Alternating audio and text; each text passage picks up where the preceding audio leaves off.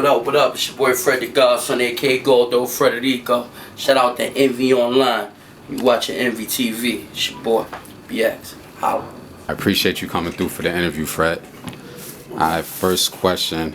I felt your mixtape City of Gods was a classic, and one of the lines that stuck out to me is when you started off by saying Biggie's wittiness, Jay-Z's sarcasm, the words of Big Pun when the God spazzing, Nas' wisdom, Eminem's lyricism, Big L's freestyle. I hate criticism. As an artist, what do you think is your strongest attribute? By far, the metaphor, punchline, being that it sticks out even more. Because we at a state where nobody's like really trying to attend to the bar or raise the bar, you know what I'm saying? So it sticks out. I mean, like not being like trying to be cocky or anything like that, but I mean in any form of hip hop, because I'm a fan, so I studied it from beginning to the end. Even though it's way older than me, like even when you listen to my bars and listen to my metaphors, even it could withstand the length of time with the best of them, because it's just the way it is. Like I can't just say the bar's crazy or the punchline's crazy, because it's now mid 90s, late 80s, whatever. The bar's crazy. I really try to bust my brain and give y'all the best lyric possible. To follow up on that question, you said your bars could stand the width of time. Yeah. Going back to the 90s, where we had the notorious groups such as Mobb Deep and Wu-Tang, obviously Pac and Big and so forth. Yeah. What was your favorite group that inspired you from that era? And like you said, you think you can hold your own in the cypher with whoever that you mentioned? Big is my favorite, and the reason why I say that, because when I my rhymes and my bars come from that classic time, because me myself, even though it's the present and I'm in the game now, I wasn't back then because I was a baby, but like that's what caught my ear. That's when I was a fan of hip hop. So the reason why Fred The Godson doesn't sound like the typical 2013, 2014 rapper, because like we have to move on, but to me the golden era was that 96, that 97 and 95. So Fred studied that, and that's why I do how I do it, because that's when I thought the love for the pen was, all these dudes that we naming could drop a beat and get crazy in an arena. They could turn the beat off and just give you like a rap a cappella. Like only like 10% now could do that, I feel. So I mean, yeah, I would love like Biggie, my favorite, Pun, Nas, Jay, the greats. You coming up in the game, when did you start feeling like you were getting respect as an MC? It's like everybody that knows me always say when I impress Jay-Z in the office, this is arguably one of the best ever. You know what I'm saying? So once I impressed him, and then Jadakiss and Beans and people I looked up to, it's like, wow, you know what I'm saying? Like I thought my head was big then. I wish size ain't fit. I was like, I can't wear it. I'm not gonna be able to fit my fittest for a while, But I mean, once these dudes that done sold millions and millions of records, and people look at them as the best, and they looking at me and they like, you got it.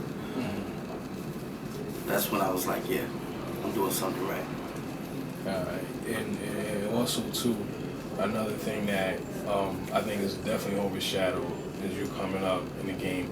Can you explain some of the early struggles that you had when you were coming up? I mean, even before you being noticed, as far as on a worldwide range, it's a struggle. It's an everyday struggle. I feel like even for the people that's on, you know what I'm saying? It's like it looks good, but it's still a struggle. You still gotta grind. But even before that, like you talking about the Fred before I ever got my first radio spin, whatever. It's like a grind, and that like I've been with people. I used to have a lot of people around me. You know, there was a lot of rappers around me. But at the end of the day, when you grinding for so long, life take its course. Life don't wait for you. You know what I'm saying? So your responsibilities become greater than when it was when you first did it. Like some people, they was hungry, and it's not fair to them that they had to stop and drift off and work and do other things, and they focus, because this thing is hard, man. Like, you spending all your money. So then when you have responsibilities, and now before you was living with your mother because you was a kid doing this, and then now that studio time, you gotta pay for your studio apartment. You know what I'm saying? So it stops, you know. I just was one of those lucky dudes that just kept going, and you know, we all did things and do things we're not supposed to be doing or whatever, but I mean, it's the struggle, it's the hustle, and you try to turn the negative to a positive the best way you can. That's all you can do coming from the hood, you know. And it's the struggle is just staying afloat. You know, the rhymes come. The rhymes is nothing. You know what I'm saying? The rhymes come to me, for me, Right. a million miles a minute. You know what I'm saying? I could be sitting there, like, talking to you, and you don't even know I'm conversating with you, but in my head I'm writing the craziest thing you ever heard that you're about to hear, probably in the next couple of weeks. But I mean, that was the easy part. The hard part was getting the studio time, getting everything together, paying for this, paying for the CDs, and then you just hope to God that your CD land into the right person's hands, because at the end of the day, you're just mainly going around the block and the hoods, the people in the streets, because you want to just be heard. And in the process of that, you're just hoping that the right person picks it up and you get that call. But at that time, you're your own distributor, you're your own business, and you're just praying for a shot. You know what I'm saying? And that was just the hard part, because you're spending your money. Most of the time, you're not making half of your money back, and you just gotta keep going until something happens. I know people that have spent millions and millions of dollars, and they're twisted right now. And I can honestly look at them and say, if you didn't do this rap shit, man, you have so much money, because that's the way it is. And then you gotta deal with the fact that some people have girls that gotta do that bid with them. And you know, the girls be like, yo, because this rap thing is money and time. So you're away from your house, you're away from your girl. You wind up around different girls because they, you know, if you popping and one of the girls want to be around you, so your girl get jealous. They do this, and then don't let nothing come in. At the end of the day, it's like, damn, nigga, what you doing all that for? We down 50,000 this year, messing with hip hop. You know what I'm saying? So, I mean, it's the whole thing is a struggle, man. I'm sorry, I just didn't know what it is. Right. I first got familiar from you from hearing you on Hot 97, and I want to say Flex broke the Too Fat record. If I recall, I was in college at the time. How, when Flex broke that record, changed your career as an independent artist? Well, shout out to Flex, cause he broke So Crazy, the record before that with Jay on the hook.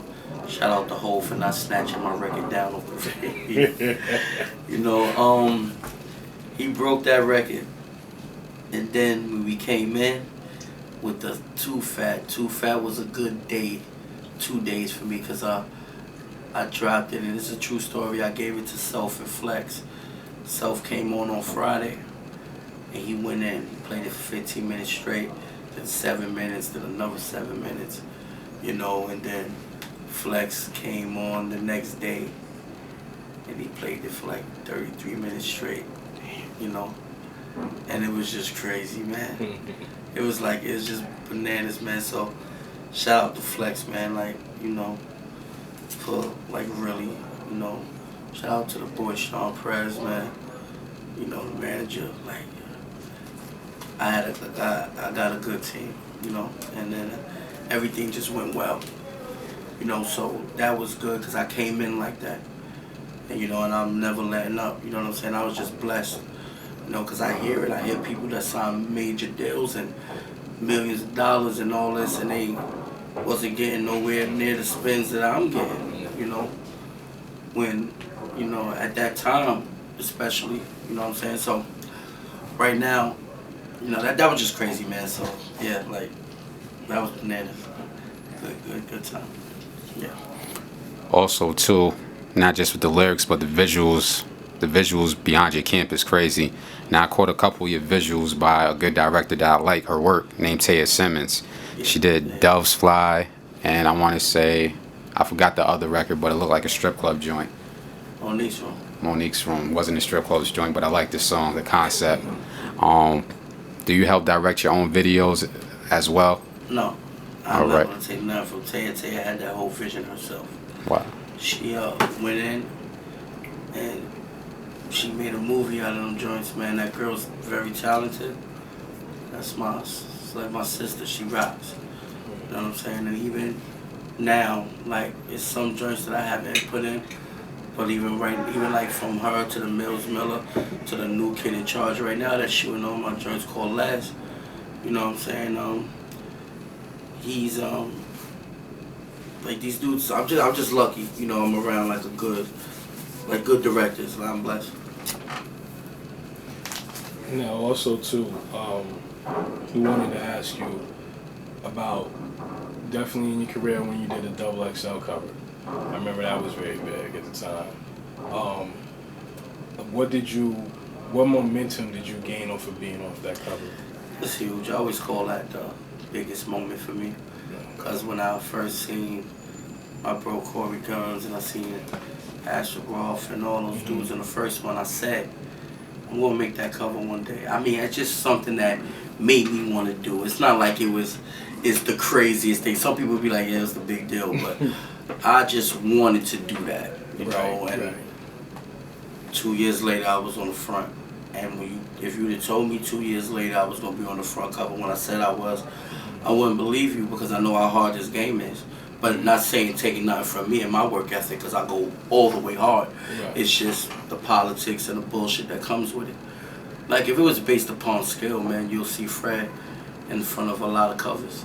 Yeah. Because like I said, I'm very humble. I'm not bragging, but skill-wise, y'all and the people that's looking at this interview know how I give it up. Right. You know, and I go in and I take my time and I really brainstorm and I try to give y'all these things. Like when homie just said word for word the intro of my City of God mixtape, which is 3 mixtapes ago. You know what I'm saying? So, you know, I try to give y'all that so I can remember certain things. Like even if you just heard one verse and you was in your car and you never heard the verse again, you're gonna tell somebody one line that caught your ear. Like, yo, you heard that new Fred Church, yo, this shit is sad. Yo, how you gonna say some shit like that? Like, you know what I'm saying? You know how the people talk. You know, because that's the way I was. But that back to your question, I'm sorry, y'all, if I drift off. Nah, man, go ahead. You know, I love this game. XXL things everywhere, and everybody wanted to see who the class was. And no disrespect to no other class, but I'll go on record to say that class that I was in is arguably the best class ever. And I mean, if you just look at the names, you got Mac Miller, you got Kendrick, you got me, you got Meek Mills, you got YG. You know what I'm saying? You got Big Crit. These are big names, man. There's a lot of skill behind that. You know, you even got Lil B. You know, it's a lot of there's different styles. Diggy Simmons. You know, niggas, it's good class, man. Right. Yeah. A lot of momentum came from that XL. Shout out to Vanessa. I'm not gonna waste too much of your interview talking about somebody else, but something we have to ask all New York artists in the younger generation is, since you named Kendrick Lamar, he tried to say he didn't take a shot at New York City, but to the outside in, it looked like he was taking a shot.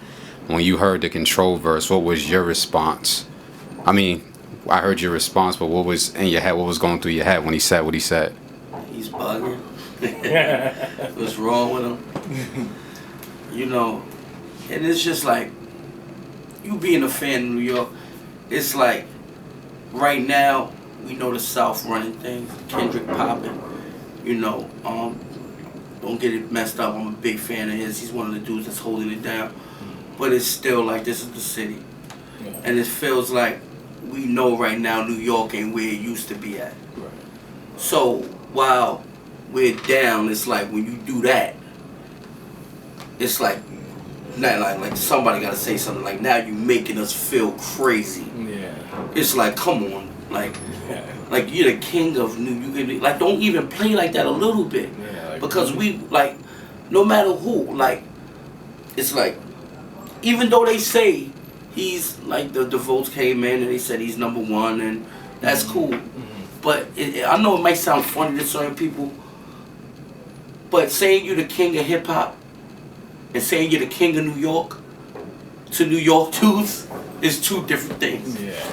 It's like, you know what I'm saying? You probably can say, for example, say you live in Long Island and they telling me I'm the king of New York, and I'm like, alright, Fred The Godson, king of the Bronx, king of New York. I'm saying I'm the king of the Bronx, I'm from the Bronx, I'm rock. And I'll be like, yo, I'm the king of Long Island, even though you in New York. Yeah. People feel a certain way, like, well, you gonna just single you the king of Long Island? Right. Right. Now these dudes been repping for, like, it just sounds crazy, man. And I think he was just in his zone, he was in his feelings, and he felt like it, so he just said it, and I just thought he shouldn't have said that. Not about New York, cause like, it's a sensitive subject. Like, we ain't sensitive, but it's a sensitive subject, because even when Big was rocking it, and they were saying he was king of hip hop, and they say Jay's king, they would never go out and say they're king of LA. Nobody would ever say that, you know what I'm saying? So, I mean, people's gonna make it a big deal, especially Kendrick fans, like, y'all too sensitive about it. Nah, man. Like, it's not a coincidence that a lot of us just started making a response, especially from New York, only because it is what it is. You gotta fight for what it is, man. Like, I just threw out it's funny, y'all here, I just threw out the joint for Trinidad James an hour I was ago. gonna ask you about that. We was just That happened. Yeah. Cause now look, Yeah. it's like it's open season on us. Getting cocky, yeah. It's like Kendrick. It's like, cause now it's like this. Mhm. Kendrick said something, you know, and I got no problems with these dudes. Like, it's competition and it's hip hop. Mhm. You know, peace to hip hop. Salute. We lost the great rappers, so I would never wanna, you know what I'm saying. But I'm just saying, at the end of the day, it's a respect thing. It's like, you got Kendrick saying that. Now we arguing with Kendrick, but at the end of the day, peace to Kendrick. He gets busy. And that's when you talk about New York, no matter what, this is the city and this is the town where it started, and this is where dudes get busy. So when you hear a dude like Kendrick Lamar in LA, or a dude like Game in LA rapping, cause the way they rap, you be like, yo, they remind me of a New York nigga. Yeah. Because of the lyrics, cause I think it's more intricate. This is where it's from, this is where it's at. Right. We could turn the beat off and get crazy, and you hear that. You hear the bars and all that. Bars, that's New York. You know what I'm saying? So now we deal with that with Kendrick, and now Trinidad James, out of all people, now you're gonna diss us? You, like, something like that's crazy, man. Yeah. Like, come on, homeboy. Yeah. Don't believe me, just watch that. Like, yo, listen, niggas bop to that, but dogs, like, it's like crazy. It's like, it feel like it's open season. Because now y'all, even if you think that and you talking about that in a conversation, is different. You going on a public stage and making sure, you know, everybody's looking, and you in New York and you get on a mic and you say that. Like, it's just like, you just feel like, like it's open season. Like, it could turn into beef like that. Because somebody can feel some type of way in the crowd, jump up, and then it get physical, because it's like, how much can you take?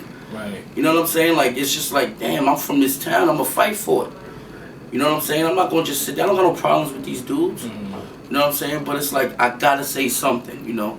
Because, like, even if I don't want to say something, as soon as I hit the streets, before I get back in my house, at least 20, 30 people that day, like, yo, what you gonna say, yo?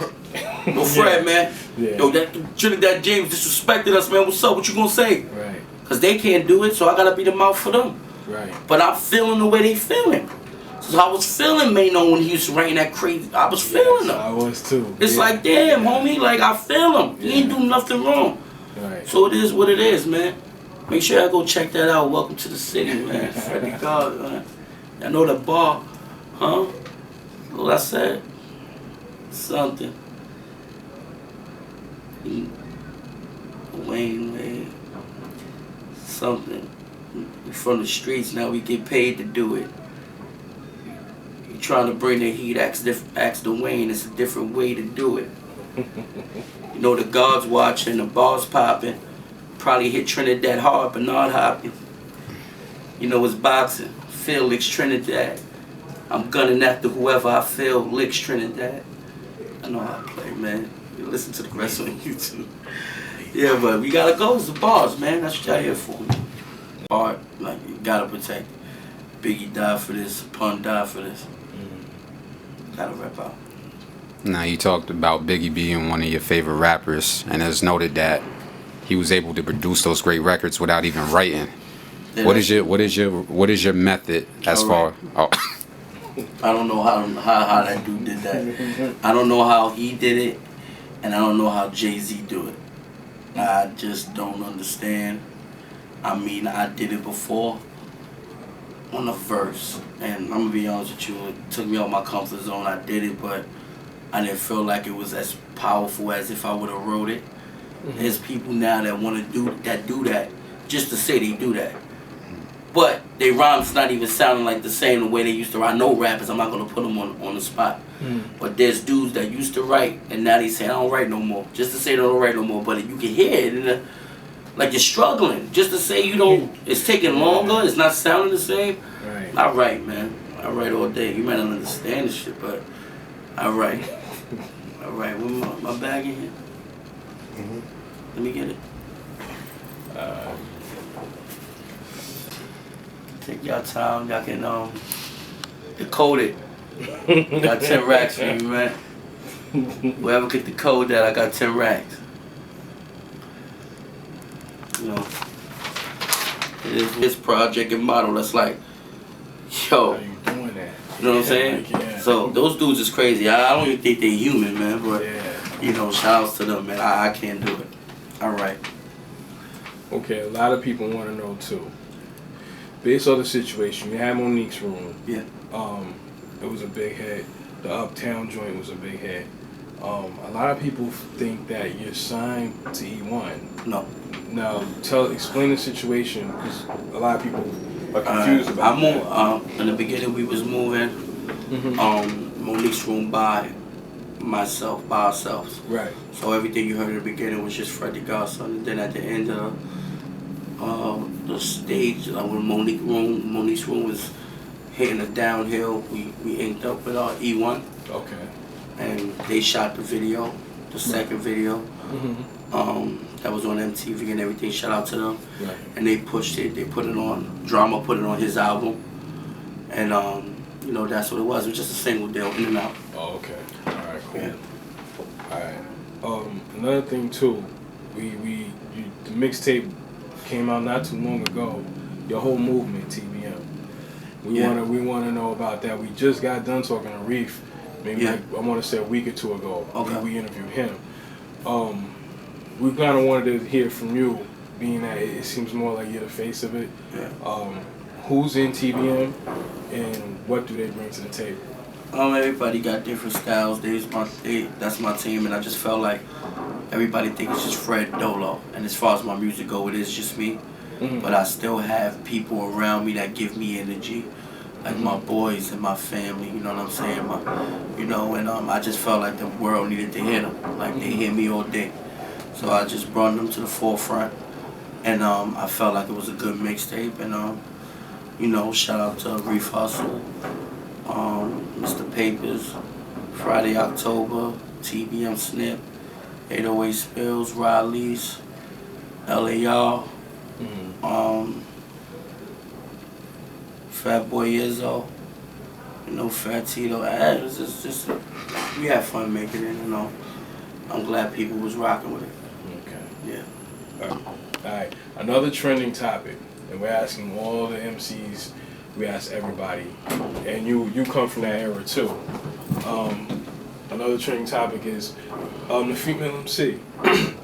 If you look now, it's obviously Nicki Minaj. Naima Supreme just got signed. But if you look before, you know, the female MCs, it was normal to be in. Now it's like a dying species with just Nicki, and now obviously Naima's gonna come in. Why do you think the reason is of that? You know, I don't know, man. Because back then you had the Laurens, you had my sister Kim, you had Foxy. Everybody was just going in, you know what I'm saying? Like, I don't know. Because, you know, like back then, it was, a lot of girls had the look, but they really had the skill too. You know what it is? It's like, people's going after the look. Like, some of these girls don't got an ounce of hip hop in them, and you trying to force it in them.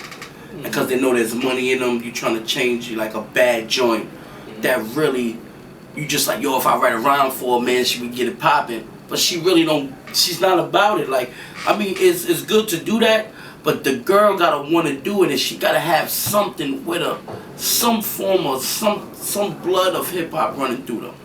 So Kim had this, Foxy had this, Remy got this, and Kim got this, Foxy got this, Remy got this, Lauryn Hill got this, and these are all the people from before. You know what I'm saying? And right now, they're creating. It's like NBA Live when you create a player. They just creating people like they God or something.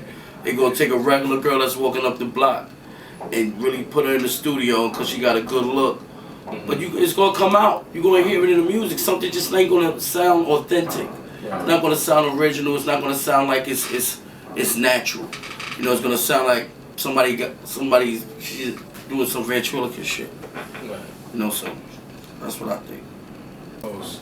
East Coast hip hop, you're one of the bright young future MCs. So, being you look around, you know, Corey Guns went to Young Money, Meek Mills went to Maybach Music, Torch went to Maybach Music. You started to look around, and the East is like signing with those down south artists, but you'll see Jay don't do that, 50 don't do that, D Block don't do that, Dipset don't do that. So you look and you say, well, East is not where it used to be. Whose fault do you think it is? Or why? Or no, whose fault? Matter of fact, what do you think the reason is of that? And do you think it's our fault? Yeah, I think you gotta blame it on ourselves. You know, us, our DJs. You know, because we're breaking these down south artists. No matter if they coming up here with a bag of money, whatever, we're breaking it, and we're not. A lot of times we're not balancing it out, and it's not the deep. Like, maybe not. I don't think that was the plan. Right. I think by the time we noticed it was too late. You know what I'm saying? Yeah. I mean, everybody gotta eat, everybody gotta live, and I think everybody just going through the motions. Like, yo, here's this bag of money. I need you to break this. Here's this, and everybody's going along. And before you looked up, before you get a chance to look up, they like, yo, listen, we run this. Yeah. What up? Yeah. You know, and it's crazy because us New York artists, we don't get the same love down there. You know, you go down there, you hear down south artists you never heard before that's doing like 100 spins a week. You know what I'm saying? And it's just like, I wouldn't point the finger at anybody, but I think it's our fault. But it just snuck up on us. It just became a reality what we was doing. It's like, you know, you doing stuff, but you don't really know how bad it is until it's too late. Right. But you realize you ain't really mean to do that. You know what I'm saying? It's like, you ain't mean to, like, you messing with a girl and you messing with so many joints. You know what I'm saying? And before you know it, you done turned around and gave the joint you love something. You know, and she's like, yo, listen, I'm in the clinic, you done gave me something. You done burned me, nigga. Yeah. And you like, oh shit, I ain't mean to do that shit. I was fucking these joints though. Right. I didn't know that was gonna happen. You know, that's like what happened with us, man. Crazy. Alright, moving forward, a lot of people don't know, we're in a legendary studio of some legendary producers. Yeah. How did you hook up with the Heat Makers, and are you doing business on hip hop, whether it's music, with the Heat Makers, because we're in their studio? course. Y'all heard Contraband. That's me and the Heat Makers. Me and Arsonist by ourselves. Me and the Heat Makers. Shout out to Wayne. You know, and we coming out with Contraband too as well. And it's crazy, you know. Ars been my brother for years. I met him when I was I swear it's like my 3rd month rapping. I met him. My man was in the CL Coupe, the white joint. Like, that was like the hottest car in the world back then. And I was like, yo, that's crazy. Roll down the window, yo, what up? Like, oh, Arsonist, Heat Makers. Yo, I rap, yo, the media son. Spit for me, went crazy. And then we ain't talk, really. We'll run into each other. Then it's like 3 years down the line, I'm looking at DVDs and they asking him questions and he's bigging my name up. And I'm like, damn, he still remember me. And he's like, yo, this kid named Fred The Godson. It's crazy. You know, and then we just started rocking again. You know, it's just like my brother, so it's like more than music. You know, that's just my brother, man, that's family. My teacher said, cross your T's, dot your I's. So with the F, I cross your T's, dot your I's. What you think, I won't spray y'all? Your soul leave your army. Put your name on AWOL. Y'all can't see me. I don't know what to say, y'all. When I rhymes, like I pull down the blind, call it the Ray Charles. That's it. That's a big one. That's like 50. I just gave y'all a little sneak peek. Because, you know, since y'all talking about the Bronx, that's my shit. You know, rest in peace, Pun, TBM, Fat Boy Fresh mixtape coming soon, Contraband 2 coming soon. Y'all gonna hear a lot from me, man. Y'all know how I play. We gonna raise the bar. Everybody, man, especially if you're from the Bronx, man, I'm very biased about the acts. Let's just raise that bar. Let's push our pen. Let's bring it back. And New York in general, come on, y'all. They try. It's hunting season on us, man. But we gotta turn it up, man. It's your boy Fred The Godson, man. It's all love. Holla at you.